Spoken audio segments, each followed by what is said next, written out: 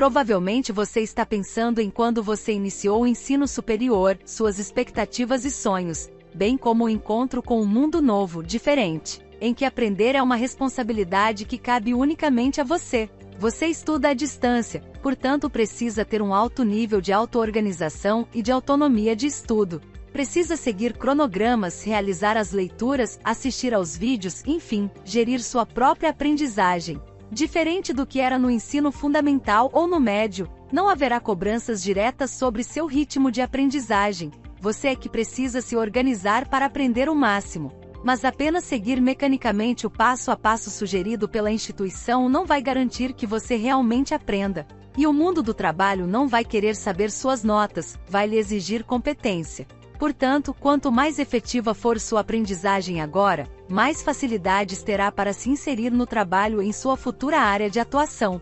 Estamos o tempo todo falando de aprendizagem, mas você já se colocou a pensar sobre como o ser humano aprende? Como as informações às quais temos acesso se tornam conhecimento? E mais, como o conhecimento se transforma em competências?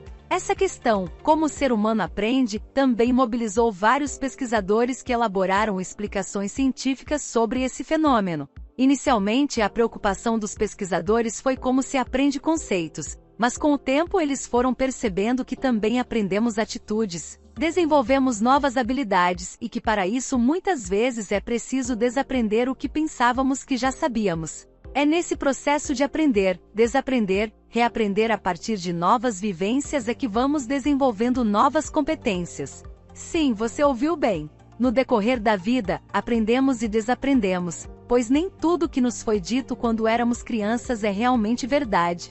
Quando temos acesso a novos conhecimentos ou vivemos novas experiências, muitas vezes percebemos que aquilo que pensávamos sobre um tema estava equivocado ou apenas parcialmente correto. No mundo de hoje em que tudo muda muito rápido, desenvolver a capacidade de aprender é quase tão importante quanto ter o domínio de determinados conteúdos, habilidades e atitudes.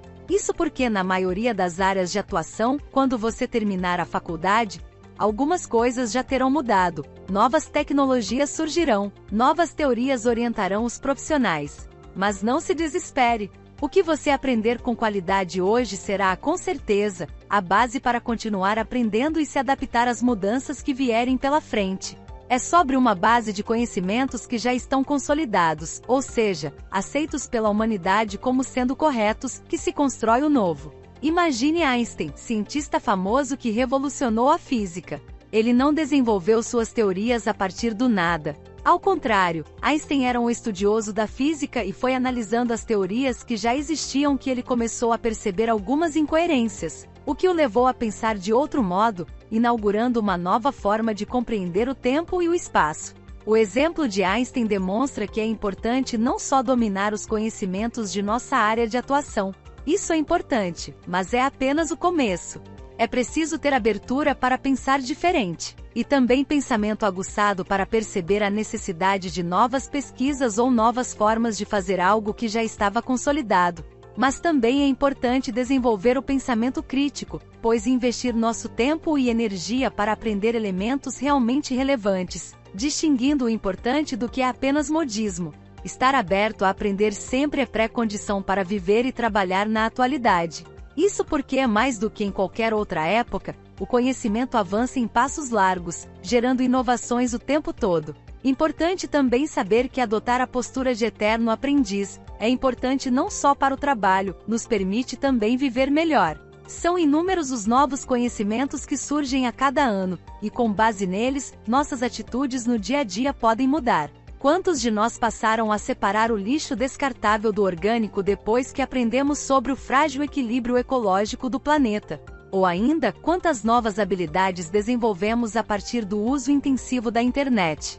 Essa constante transformação do mundo atual nos exige aprendizagem no decorrer de toda a vida, o que é maravilhoso, pois quer dizer que podemos desenvolver nossa inteligência no decorrer de toda a vida, mesmo se formos adultos ou idosos. Vários autores que estudaremos neste tema demonstram como o cérebro humano é plástico, ou seja, não é rígido, paralisado. Por isso, em todas as idades somos capazes de aprender, e com isso, desenvolver nossa inteligência. Esse é o tema que abordaremos juntos, a aprendizagem. Vamos estudar alguns teóricos considerados clássicos que analisaram o tema, bem como conhecer os mais recentes estudos sobre características da aprendizagem no século XXI. Para isso, volte à leitura e boa aprendizagem!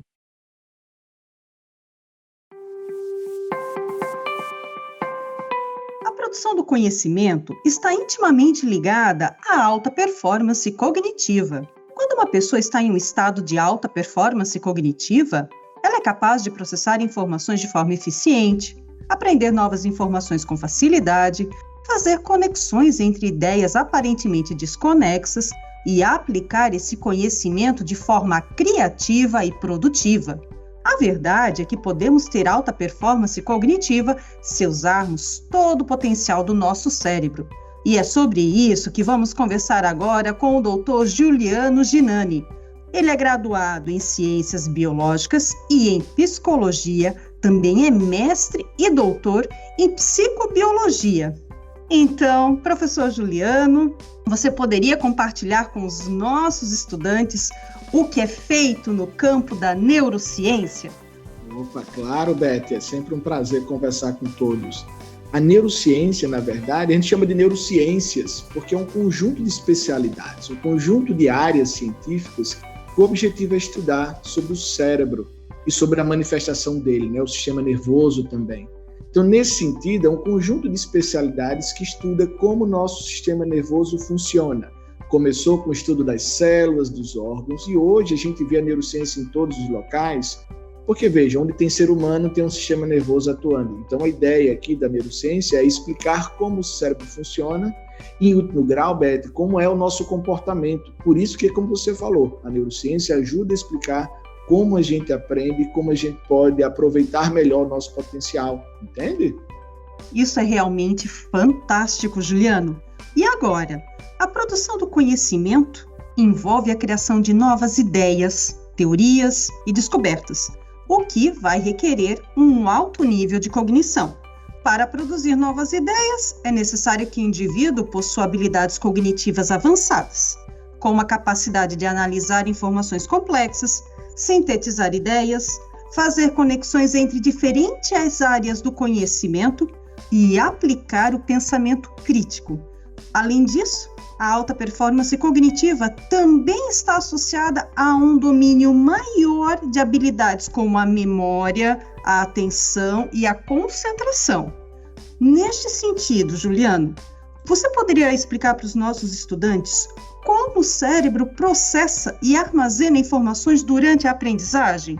Claro, isso é bem bacana, porque, veja, a aprendizagem ele é um processo complexo, como você mesmo falou, envolve aquisição, processamento, armazenamento, e a gente também precisa falar da própria evocação desse conteúdo.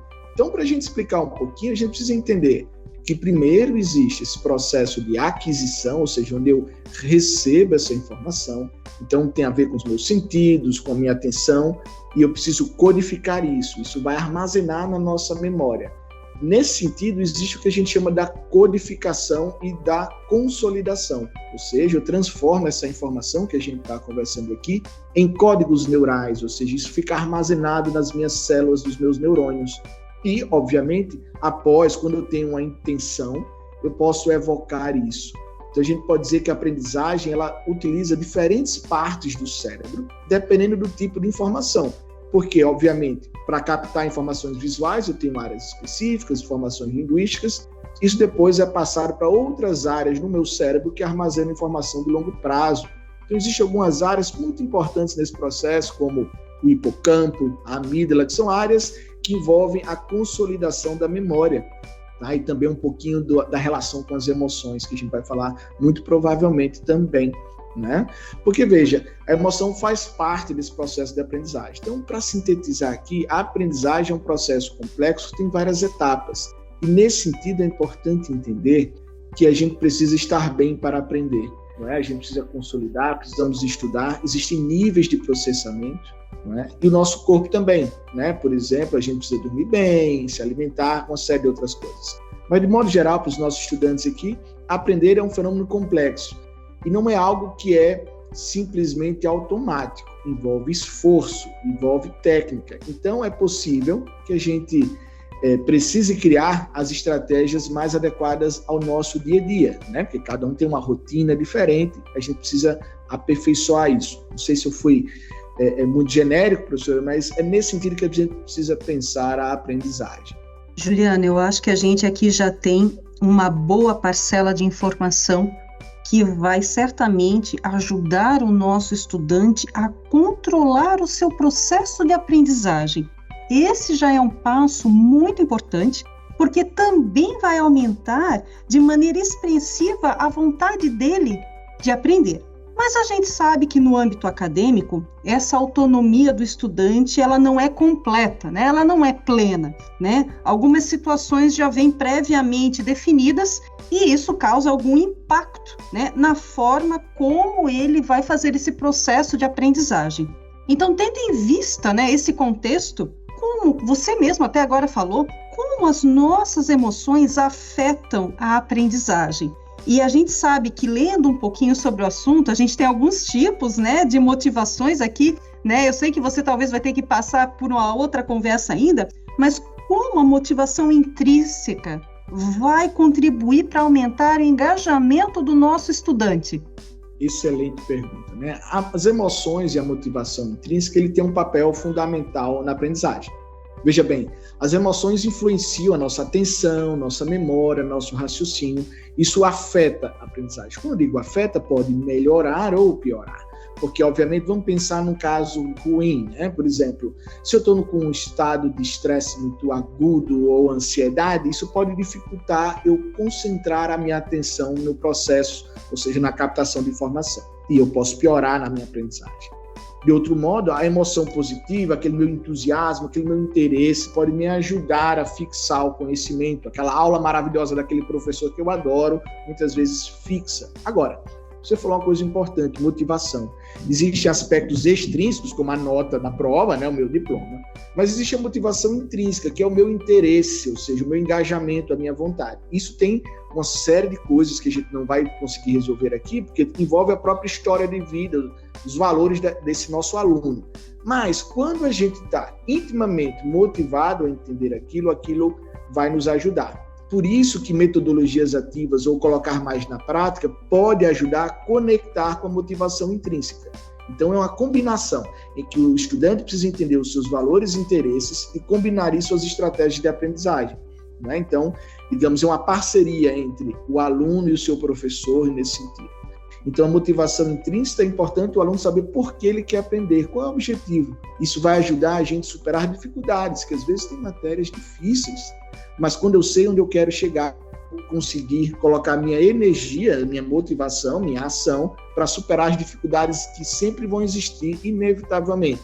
Estudar não é algo fácil, não é algo simples, gasta muita energia, a gente não pode romantizar, mas veja, a gente quer usar nosso aprendizado para ter algo, né, do ponto de vista de desenvolvimento pessoal. Então, a motivação intrínseca envolve isso. Ela pode nos ajudar bastante. Quando eu combino isso, as minhas estratégias ativas de aprendizagem, eu tenho um feedback positivo, eu vou retroalimentando. Tá? Então, isso é algo bastante interessante. Os alunos se conhecerem, entenderem que existe um motivo pelo qual eles estão aprendendo as matérias, que muitas vezes algumas eu gosto mais, outras eu gosto menos. Então, é importante esse autoconhecimento do aluno, por isso que tudo que a gente pensa em desenvolvimento, isso ajuda na produção do conhecimento, tá bom? Perfeito, Juliano. Então, vamos lá. Nós temos as emoções, nós temos a motivação intrínseca, né, ali ligada aos objetivos, por que ele está fazendo, né, como ele se vê fazendo aquilo, e a alta performance, então, ela também vai estar associada a um domínio maior de habilidades como a memória, a atenção, a concentração, que são essenciais para a produção do conhecimento. E essas habilidades, elas vão permitir que as pessoas, então, processem as informações, né, que são muitas no ensino superior, né, com mais rapidez, com eficiência, que consigam armazenar informações importantes na memória de longo prazo e também consigam manter o foco, né, em tarefas desafiadoras. Nesse sentido, Juliano, qual é o papel da plasticidade neuronal na aprendizagem? Muito boa pergunta também. Veja, alta performance, ela está associada a uma série de habilidades.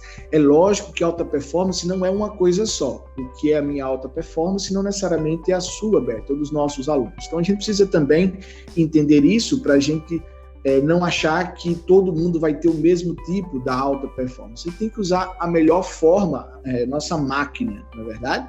Agora, vamos pensar bem. Tudo que você falou de aprendizagem envolve plasticidade, porque plasticidade neuronal é o mecanismo biológico que justifica a aprendizagem. Porque plasticidade é a forma como o cérebro vai se adaptando às respostas, vai dando resposta às mudanças do ambiente, às experiências. Então, em sala de aula, eu tenho uma série de coisas acontecendo, isso vai estimular no meu corpo, no meu cérebro, a plasticidade neuronal. Os meus neurônios vão criar redes neurais, facilitando a aquisição de conhecimento. Então, a gente poderia dizer que plasticidade é um mecanismo biológico da aprendizagem que a gente vê ao longo do nosso ensino superior. E, para isso, obviamente, existe uma série de elementos que podem ajudar nessa plasticidade, como a gente já comentou um pouquinho, né, sobre sono, alimentação e tudo mais. Mas eu só queria destacar esse aspecto, né? Essa plasticidade justifica, ou seja, ela está na base dessa nossa performance. A alta performance tem que ser entendida como o melhor uso do nosso cérebro, né? Todos nós usamos aqui o nosso cérebro a todo instante. É importante a gente entender isso para que a gente entenda que a alta performance ela não é infinita, ou seja, a gente não vai aprender e decorar tudo sempre. A gente vai estar no nosso melhor e com isso, passo a passo, a gente vai adquirindo mais conhecimento. Então, a gente respeitar isso é importante também. Eu queria perguntar para ti mais uma coisa. Então, assim, de que forma, se você pudesse escolher um desses fatores, né, ou dois, para fazer uma associação bacana aí, como é que eles interferem na produção do conhecimento?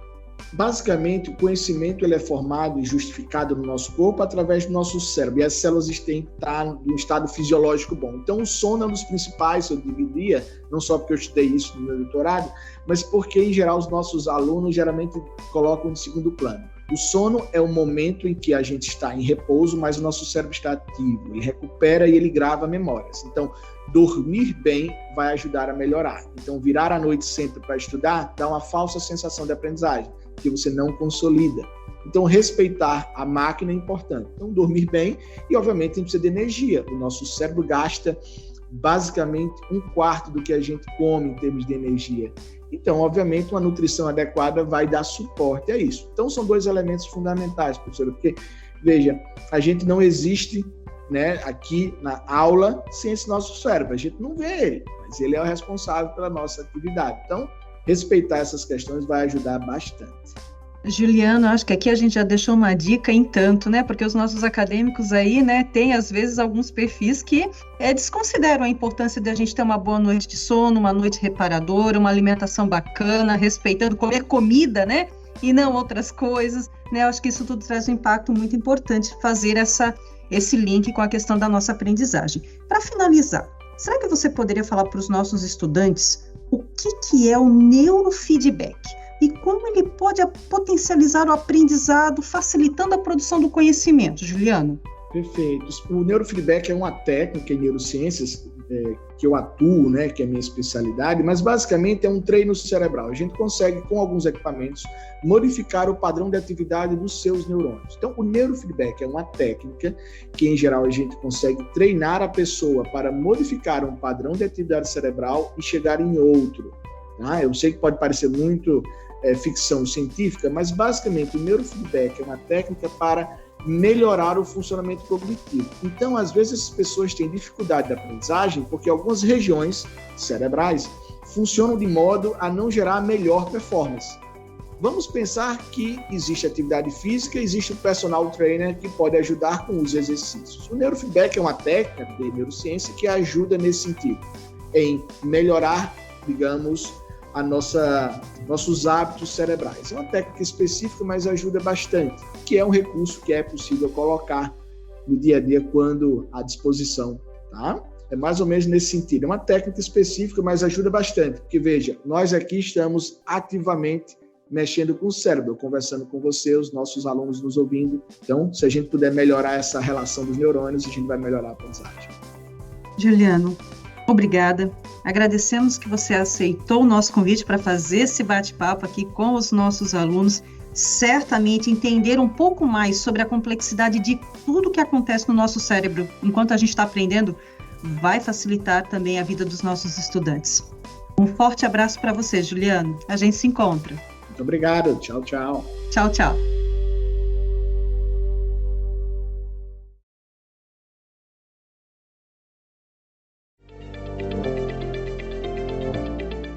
Provavelmente está pensando sobre a influência dos meios de comunicação de massa, TV, rádio, jornal e da internet em nossas vidas.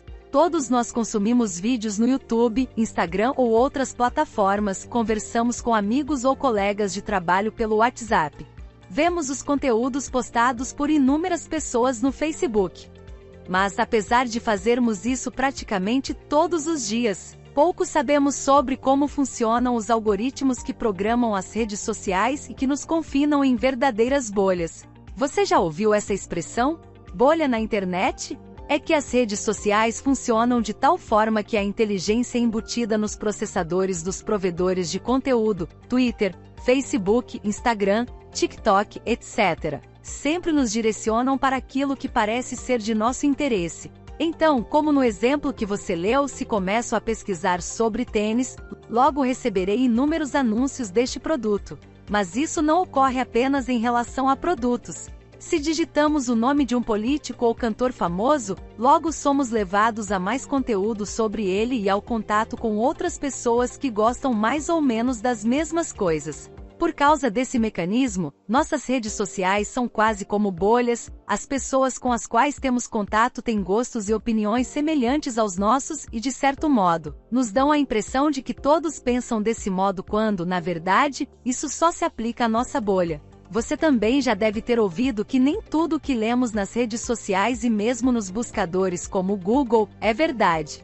Em nosso mundo, conhecimento é poder, por isso nem sempre interessa às grandes corporações ou mesmo aos governos que todos tenham acesso a ele. Ou pior, pode até ocorrer a divulgação de informações falsas com o objetivo de favorecer uma empresa, uma ideologia ou um grupo de poder. Então, como diferenciar as informações realmente verdadeiras e importantes para a nossa vida e profissão do que é invenção, fantasia, ou mesmo conteúdo produzido com o propósito de nos enganar e com isso obter algum tipo de vantagem?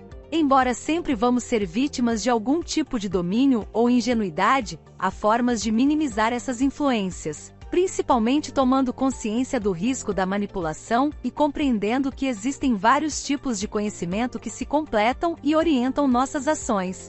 As coisas de que gostamos, o que consideramos certo e errado, bonito ou feio, não nascem conosco, são aprendidas. Por isso, o que é belo ou certo para nós aqui no Brasil, pode ser estranho para quem vive, por exemplo, no mundo árabe. Desde pequenos vamos tendo contato com o modo de pensar de nossos pais, avós, tios, as pessoas da igreja que frequentamos, os amigos da vizinhança. Além disso, a criança pequena tem o pensamento mágico, acredita em bruxas e fantasmas, dá vida a bonecos. Essas coisas vão se somando em nós e com isso vamos desenvolvendo o modo de pensar e agir.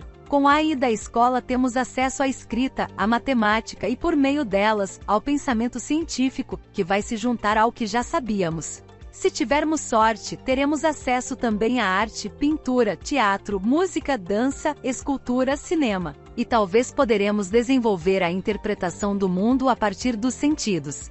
Todas essas formas de conhecimento se baseiam na razão, na lógica, e são a razão e a lógica que nos permitem refletir, por exemplo, sobre o que lemos nas redes sociais. Muitas vezes basta parar um pouco, ler com calma, sem a pressa de querer que aquela informação seja correta só porque pensamos parecido, que conseguimos desmontar uma notícia falsa. São a filosofia e a ciência que nos permitem esse raciocínio lógico, saindo do pensamento mágico. Cada uma delas tem um método específico, são diferentes, mas têm em comum o objetivo de permitir a compreensão do mundo pela razão. Além de permitir a compreensão racional do mundo, a ciência tem ainda o potencial de gerar várias aplicações, que convencionamos chamar de tecnologia, e estas impactam diariamente nossas vidas. Iniciamos essa conversa nos referindo a redes sociais e celulares, mas vários de nossos eletrodomésticos trazem chips embutidos, que lhes permitem ações diferentes dependendo da tecla que apertamos.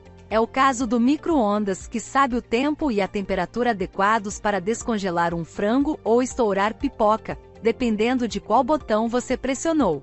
Já pensou quantos cientistas de diversas áreas contribuíram com suas pesquisas até que pudéssemos, de maneira quase automática e sem pensar, apertar um botão e nossos equipamentos saberem o que devem fazer? Toda a produção, seja na agropecuária, na pesca, na indústria ou em qualquer outra área que você possa imaginar, utiliza um sem número de conhecimentos e tecnologias gerados a partir da pesquisa científica. Os cientistas são unânimes em afirmar que o domínio e uso consciente do conhecimento é essencial para o desenvolvimento econômico e social, e dadas as questões climáticas que enfrentamos, para a manutenção da vida sobre a Terra. Por isso, podemos dizer em alto e bom som que conhecimento é poder. Vamos então voltar à leitura e compreender um pouco mais sobre os tipos de conhecimento e a importância do conhecimento científico-tecnológico na vida em sociedade.